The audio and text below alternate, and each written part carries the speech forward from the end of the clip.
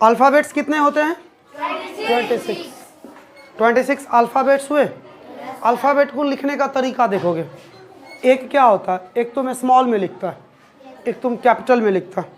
Writing जब भी according to grammar जब राइटिंग लिखते हो तो राइटिंग 26 अल्फ़ाबेट के अकॉर्डिंग लिखता है। तो उसमें क्या करता है, कभी स्मॉल लेटर का यूज़ करता है, कभी कैपिटल लेटर का यूज़ करता है ना। तो लेटर्स को लिखने का जो तरीका था वो दो तरीके का था। एक था स्मॉल टाइप के लेटर को हम लोग लिखते हैं और एक कैपिटल टाइप के लेटर को लिखते हैं। इस तरीके से लेटर को लिखते हैं। अब इसी अल्फ़ाबेट्स या लेटर्स को हम लोग दो भाग में ना डिवाइड करते हैं। एक वॉवेल होता है, एक कॉन्सोनेंट होता है। ये समझता है ना?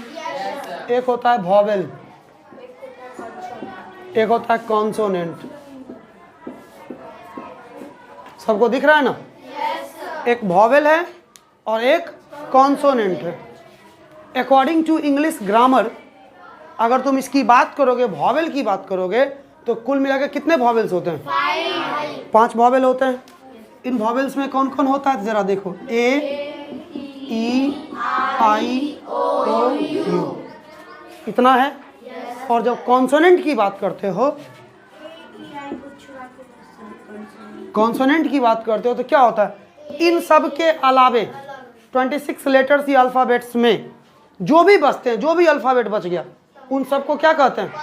कॉन्सोनेंट में रखते हैं। ठीक, तो कॉन्सोनेंट में बी से स्टार्ट होगा, बी, सी, डी, एफ, जी, एच, जे, जो भी हो पूरा का पूरा वगैरह वगैरह, ये सब आएगा। तो ये वॉवेल की जो संख्या होती है, number of vowels is equals to 5। और कॉन्सोनेंट की जो संख्या होती है, number of consonant equals to 21।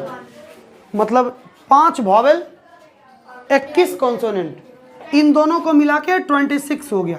और इसी 26 लेटर्स का इस्तेमाल करके तुम इंग्लिश की पूरी दुनिया को देखते हो। इंग्लिश मीन्स कितना, ABCD से स्टार्ट करके XYZ तक लेके जाते हैं। इसी के अंदर सारे वर्ड्स को लिखते हो ना, इसी के अंदर सारे सेंटेंस को बनाते हो। तो इंग्लिश इतना ही है ना। 26 लेटर को ठीक तरीके से अगर उसका यूज़ करना आ गया तो इंग्लिश हो गया। तो इंग्लिश ईजी है, 26 लेटर्स ही है।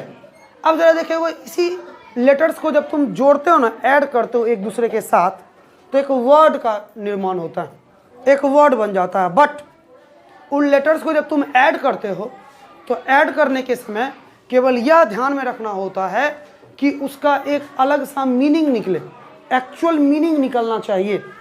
अगर 2 या 2 से अधिक लेटर्स को आपस में जोड़ दिए, 2-4 लेटर को लिए आपस में जोड़ दिए, लेटर्स को जोड़ने के बाद अगर उसका एक्चुअल मीनिंग निकलता हो, कोई पार्टिकुलर मीनिंग वो दे रहा है, तो उसको वर्ड कहते हैं। जैसे हम बॉय लेते हैं, बॉय क्या होता है, जैसे बॉय लिखना हो तो BOY, 3 लेटर आए ना इसमें, वॉवेल भी है, कॉन्सोनेंट भी है। इसमें बोलेंगे वॉवेल को ढूंढो, कॉन्सोनेंट को ढूंढोगे तो ढूंढ लोगे। बी क्या है? कॉन्सोनेंट। ओ क्या है? और वाई क्या है? ये समझ में आती है ना? अभी क्या होता है, जब BOY ये 3 अलग अलग लेटर्स को आपस में ऐड किया गया, एक साथ रखा गया, तो एक वर्ड बनाया। इसको क्या बोलेंगे? वर्ड बोलेंगे। अब देखो वर्ड क्यों बोल रहे हैं, क्योंकि BOY का एक मीनिंग होता है। बॉय मीन्स लड़का, मीनिंग होता है ना। तो मीनिंग जब ये देगा तब इसको वर्ड कहेंगे। अगर ये मीनिंग नहीं देगा तो वर्ड नहीं कहेंगे। जैसे हम Y लिख दिए, B लिख दिए, O लिख दिए, तो इसमें भी तो 3 लेटर्स हैं, तो 3 लेटर्स हैं, ये भी तो कोई ना कोई वर्ड बना रहा है, बट इसका अपना कोई मीनिंग है ना निकल रहा है। जब इसका अपना एक मीनिंग, एक्चुअल मीनिंग नहीं देता हो तो इसको वर्ड नहीं कहेंगे। तो लेटर से बहुत सारे लेटर्स को मिलाने के बाद वर्ड्स बनता है, बट वर्ड्स का क्या डेफिनेशन है कि वो अपना एक एक्चुअल मीनिंग दे, तब उसको वर्ड कहेंगे। और इन्हीं वर्ड्स को ऐड कर दो, बहुत सारे वर्ड्स को ले आओ, अलग अलग जगहों से बहुत सारे वर्ड को ले आओ, और जब सारे वर्ड को एक सीरियल रूप में, चेन के रूप में सजा दोगे ना, तो उससे पार्टिकुलर एक सेंटेंस का निर्माण होगा। और उस सेंटेंस तब होगा जब उसका भी अपना एक मीनिंग होगा। जैसे हम लिख दिए he is a boy, he is a boy लिखे। अब ही से लेके बॉय तक, यहां से लेके यहां तक को पूरे को क्या कहेंगे? सेंटेंस बोलेंगे। क्यों सेंटेंस बोलेंगे? क्यों उसमें इसमें दो या दो से अधिक वर्ड्स यूज किया गया है ना, वर्ड वर्ड वर्ड वर्ड, बहुत सारे वर्ड्स का यूज किया गया है। तो जब बहुत सारे वर्ड्स को चेन के रूप में सजा दिया जाए और उससे एक मीनिंग निकले, एक एक्चुअल मीनिंग निकले, तो उसको क्या बोलेंगे हम लोग? सेंटेंस बोलेंगे। तो सेंटेंस का मीनिंग निकलना चाहिए। इसी को अलग अलग कर दो, इसका फर्मा चेंज कर दो, इज को आगे कर दो, ए को इधर कर दो, बॉय को इधर कर दो, ही को इधर कर दो। अब बताओ इसको सेंटेंस बोलेंगे? क्यों नहीं बोलेंगे? ये एक्चुअल मीनिंग नहीं दे रहा है, अपना मीनिंग नहीं ना दे रहा है। तो लेटर समझ में आया?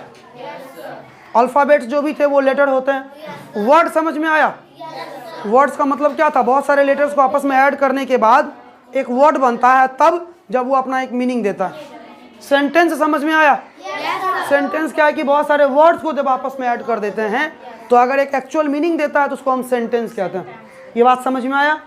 तो इसी को लिखने का तरीका, इसी के राइटिंग या रीडिंग के जो तरीके होते हैं वो ग्रामर से सीखा जाता है। ठीक, तो ग्रामर हमारा एक ऐसा पार्ट है, पढ़ाई का एक ऐसा पार्ट है, या इंग्लिश का एक ऐसा पार्ट है जिससे हम इंग्लिश को सही से लिखना जानते हैं, सही सही पढ़ना सीखते हैं उससे। ये समझ में आया? तो ग्रामर तुम्हारी शुद्धता को निखारता है। जैसे लिखने के समय हम लोग कुछ रॉन्ग मेथड का यूज़ कर देते हैं, बहुत सारा मिस्टेक करते हैं। ग्रामर पढ़ने के बाद वो मिस्टेक हाइड हो जाता है या वो मिस्टेक ख़त्म हो जाता है, तो मिस्टेक करना कम कर देते हो। तो हमारे लाइफ में ग्रामर का एक बहुत बड़ा इंपॉर्टेंस होता है। कभी कभी कुछ बच्चा को देखोगे क्या ग्रामर गलत लिखता है। बहुत सारे लोग तुमसे पूछेंगे ग्रामर का स्पेलिंग बताओ, तो क्या बोलते हो? ग्रामर का स्पेलिंग क्या होता है? GRAMMAR। ए होता है ना। बहुत लोगों को देखोगे क्या कि लास्ट में ई बोल देता है, जो गलत है, जो गलत है ना। तो ग्रामर को सही सही लिखा जाए। जिसको ग्रामर लिखने नहीं आता वो ग्रामर कैसे पढ़ेगा? इसलिए ग्रामर लिखना सीखना चाहिए। ठीक, तो ग्रामर का स्पेलिंग पता हो गया। अब इसी वर्ड्स को ना, जो वर्ड्स का तुम यूज किए सेंटेंस में, इस वर्ड्स को बोलने का अलग अलग तरीका होता है, अलग अलग तरीका है बोलने का। ठीक, तो इसी तरीके को हम लोग पार्ट्स ऑफ स्पीच के अंतर्गत जानते हैं। Parts of speech, parts of speech, parts of speech हुआ। देखो स्पीच का मतलब क्या होता है? तुम स्पीच देते हो, तुम कहीं पे बोलते हो ना, तो बोलने के समय तुम अलग अलग वर्ड्स का यूज़ करता है। जैसे देखो हम बोलते हैं वह लड़का है, बोल दिए तो तुमको समझ में आया ना वह लड़का है। अब हम इसको अलग तरीके से, वह लड़का है, तो इसका मतलब क्या हुआ? हम पूछ रहे हैं वह लड़का है। एक सेंटेंस बोले हैं वह लड़का है, तो इसका मतलब क्या हुआ कि एकदम निश्चित है, कंफर्म है कि वह लड़का है। अब हम पूछते वो लड़का है, वही सेंटेंस को अलग तरीके से बोला।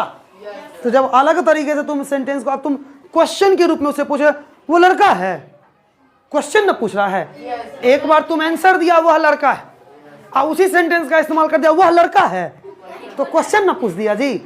तो बताओ एक ही सेंटेंस को अलग अलग टाइप से बोल रहे हैं ना। तो ग्रामर में हर स्टेप पे सेंटेंस का ना वैल्यूएशन चेंज हो जाता है, उसका वैल्यू ही चेंज हो जाता है। तुम जिस मतलब एक ही सेंटेंस का अलग अलग मीनिंग निकाल सकते हो, एक ही वर्ड के, इंग्लिश के एक ही वर्ड का अलग अलग मीनिंग निकाल सकते हो। मतलब एक वर्ड याद किए और बहुत जगहों पे उसका इस्तेमाल कर दिए, तो उस वर्ड को इस्तेमाल करने का अलग अलग तरीका है। उसी तरीके को हम लोग कहाँ सीखते हैं? Parts of speech. तो there are 8 types of parts of speech. Parts of speech को कितने भाग में बांटे हो? 8 टाइप्स में। ठीक, इसका फर्स्ट पार्ट क्या है? जिसको तुम नाउन कहते हो, नाउन कहते हो। सेकंड क्या है? प्रोनाउन कहते हो, नाउन, प्रोनाउन। तीसरा क्या होगा? 4 क्या होगा? वर्ब। 5th क्या होगा? एडवर्ब। 6 क्या होगा? प्रीपोजिशन।